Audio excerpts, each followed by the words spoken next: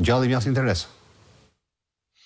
Është plotësisht e arritshme dhe do të thoja që mund të ishte arritur fare mirë brenda kësaj dekade nëse politikat qeveritare do të shkonin këtë drejtim dhe do ta mbështesnin le të themi angazhimin e sektorit privat edhe sektorit shtetëror me politika të qarta, po dhe me mbështetje financiare në rritjen e burimeve të gjenerimit të energjisë. Ka qenë lejtmotivi i qeverisë Partisë Demokratike në vitet 2005-2013, Shqipëria një superfuqi e vogël e energjive të rinovueshme. Ndërkaq që në këtë dekadë, për fat të keq, është pothuajse situata është pothuajse atje ku e kemi lënë, për sa i përket politikave dhe shtimit të burimeve gjeneruese, pra me pak fjalë shtimit të hidrocentraleve apo të impianteve fotovoltaike, të erës apo impianteve të gazit, termocentraleve të gazit, edhe pse kanë qenë gjithë mundësitë që Shqipëria ta bënte një gjë të tillë dhe por asgjë nuk është bërë. Një kaos i vërtet.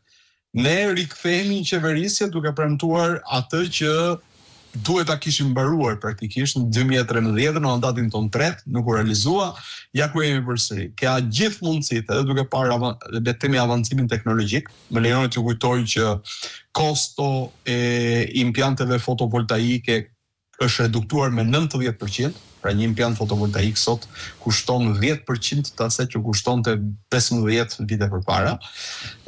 Sot kemi gazin e tapit, i cili është bërë i mundur në sajt për kushtime të madh të qeverisë së Partisë Demokratike të zotit Berisha në kohë kryeministër dhe i pashfrytzuar ende. Kemi një termocentral i cili qëndron atje dhe është duke u kalbur, nuk është vënë asnjëherë në funksionim, që është termocentrali termocentrali Florës. Kemi politika shumë të qarta për të nxitur investimet private. Ma kemi dhe Tigri 1 dhe Tigri 3.